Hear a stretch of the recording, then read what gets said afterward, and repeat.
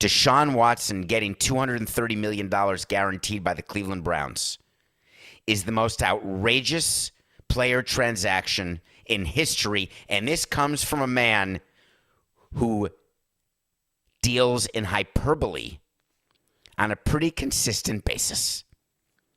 So for me to say that, you may say, he always says that. He doesn't want players to get paid. He's anti-player. He's pro-owner. He was in management. He's a president. He'll always be a president. Deshaun Watson manufactured, finagled, and caressed his way out of Houston, having not lost a penny so far of any earnings. He took his no-trade clause out for a walk. He sharpened it.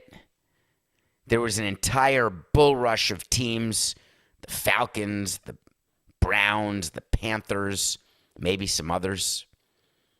It became a huge bake-off where people met with Deshaun. Deshaun interviewed them. Word came out that it was down to the Falcons, and I tweeted during the weekend that he's going to be a Falcon. And I said, Arthur's going to shoot a blank. Get it? His name is Arthur Blank, the owner of the Falcons, and signing Deshaun Watson is not going to help your team. You will shoot a blank. I didn't mean shoot a blank that he wouldn't get him, although I can now take the credit for that because he didn't go there, so I could say that that's what I meant, but it wasn't, and you know I'm always going to be honest with you. I thought he was going to be a Falcon. And then I get a text from Coca, and I assumed that it was a mistake, not that he didn't mean to text me. I'm not talking about that kind of text. What was the story of the guy who texted the wrong person? Bill Belichick texting the wrong Brian and texted Brian Flores by accident saying congrats on the job. I didn't think Coca didn't mean to text me.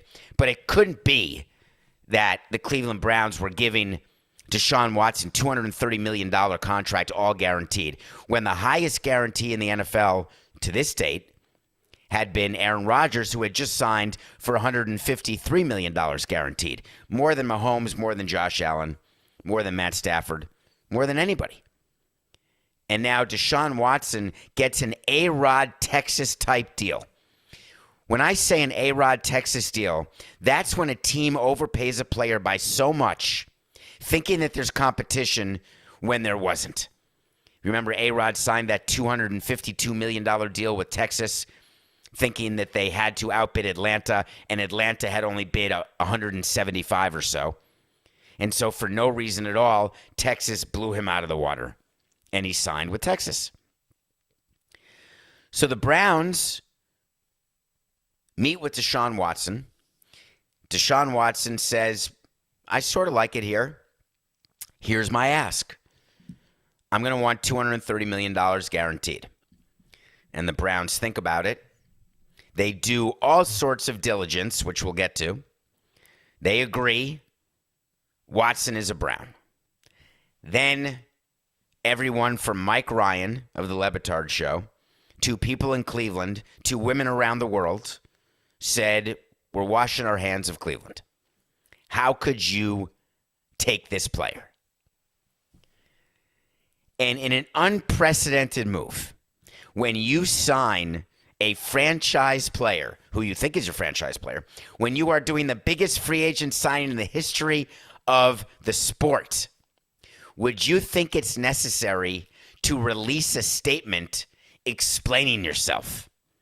Because if you feel you need to release a statement to excuse the contract you just gave, here's a tiny hint. You shouldn't have given the contract. After Jose Fernandez died in September of 16, we said to Jeffrey that our competitive window is now closed. And we should not re-sign Martin Prado. We got to think about moving Ozuna and Stanton because Ozuna was going to get expensive. We had signed Stanton a few years early, and he had a no-trade clause, but we had a problem with pitching. As I recall that offseason, we made long-term offers, 5-year deals to Chapman and to Jansen. We signed Edinson Volquez, I believe, to pitch for us in 17 as a way to possibly replace Jose, even though he won't be nearly as good. But then you keep Stanton, Yelich, and Ozuna, and we go for it in 17. But Chapman and Jansen turned us down. Both re-signed with the Yankees and Dodgers, respectively. And Stanton ended up winning the MVP in 17, but we still couldn't win 81 games. And that's when Jeffrey said, sell the team during that season, the beginning of that season, whenever he said it. And then the team got sold. I don't know why that just came into my mind. Oh, because we're talking about Kenley Jansen. So the Dodgers said, we can't re-sign you right now because if we do, there is a risk that we will be above $290 million. And we don't want to do that. And the whole risk is because of Trevor Bauer. Here's the name on 3. 1, 2, 3. The insert company name who will sponsor nationally for at least $50 million a year runner. The rum runner. The Pepsi runner. The Coca-Cola runner. The Hertz runner. A little nod to OJ. The Avis runner. It doesn't matter. How about the American Airlines runner? We're all trying to make more revenue. No reason. We have helmet decals coming. We have patch decals coming. Why not just name the runner? It's okay to sponsor it. Are people offended with the names of all of the bowl games or the names of the MVP trophy that gets sponsored or the name of the playoffs? The American League Championship Series brought to you by Lone Depot. Yes, we also gave the Marlins the name of their park as part of the Deal Park Series. It's totally fine. Players should want teams to increase revenue. The more revenue, the higher the payrolls, and maybe Jock Peterson will be quiet. Google it. Tweet it. Second rule that changed. No more 7-inning doubleheaders. I told you those would go away, and I'm sort of despondent about it. 2 9-inning games in a day, it's just tiring. It's too much. But the players wanted it, and the owners were going to say, okay. It's not as though you can sell more concessions, more beer. You stop beer sales in the 7th inning. In 7th-inning doubleheaders, you can keep it the whole game. People tend to eat more in the beginning of the game, so shortening from 7 to 9 was no big deal. It's the same price for parking. They didn't lower the ticket price because there's 2 fewer innings played, so there was no downside to owners whatsoever, other than players not getting 2 innings worth of stats each doubleheader game, which is a huge downside for players and a huge upside for owners. So they said, nah, we got to go back to playing 18 innings, 9 innings a game. At least there'll be an insert your company runner here, so the games won't go 18 innings. But that's why players wanted 9 innings, so it's back. They want to make sure they've got as many at-bats as possible, as many opportunities to pitch as many innings as possible. So that's the second rule. It's back. How about this one? The old COVID expanded roster.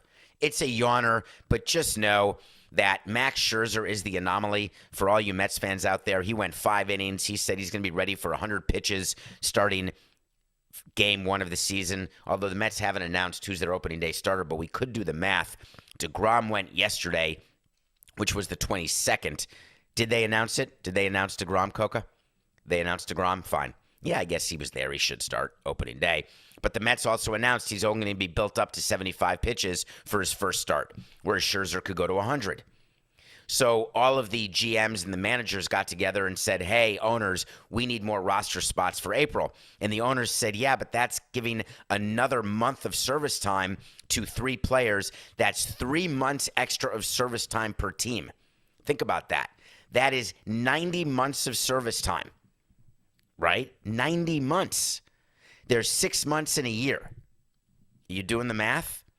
That's a lot of extra years of service, but the GM said we just need it or else there's going to be injuries, and the owners were convinced to say okay because injuries are even worse than giving a few extra players some extra service time. So Stephen Ross has the attitude that if you're still thinking about the allegations from Brian Flores, that's really on you. We're going to go ahead and do everything we can to win now. Here's the one problem with the Dolphins.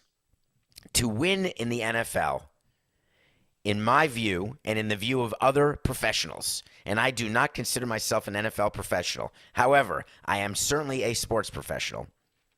The single most important position on the field, bar none, in any sport as it relates to the team, it's not your center, it's not your point guard, it's not your starting pitcher, it's not your third baseman. None of them have the impact on your team and the weighted impact on your team as your starting quarterback.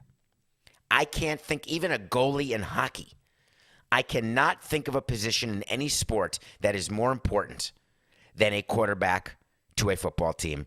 And the correlation between a quarterback to success in the NFL is incredibly high. So the Dolphins said they were going to go with Tua. Totally unproven, entering his third year, has a hard time with the deep pass, ironically, has not led his team to victory. Injuries, sporadic like everybody else.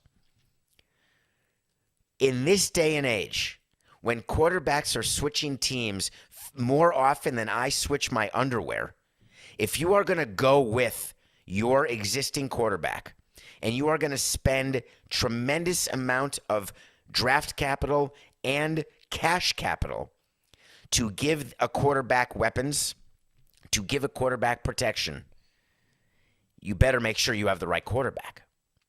So inside the front office of the Dolphins, you've got Steve Ross talking to Chris Greer, their longtime GM, who unbelievably still has a job with the level of success he's had, though we kept GMs all the time without having huge success.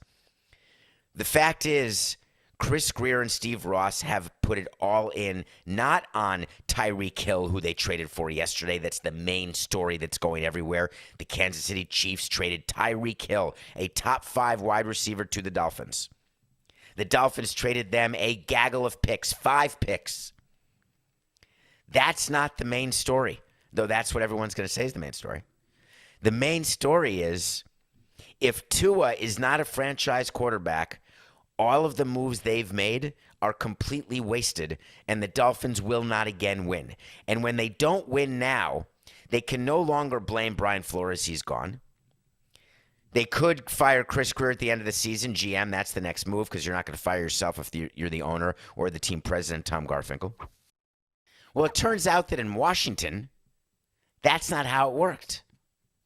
And as a matter of fact, Odyssey had to release a statement when they did not renew their deal with the Washington Commanders. And the statement said the organization and the company disagreed, meaning the Commanders and our company, Odyssey, disagreed on the value of the broadcasts. Okay, that's because the Commanders wanted $10 million a year, let's say, and Odyssey said, hey, we sell all the spots. Nobody wants to touch you with the 10-foot pole because you're an absolute dumpster fire of an organization. The only revenue we're getting is $2 million, so we're willing to give you $1 million. And the Redskins say, no, we want $10 million. All right, no deal.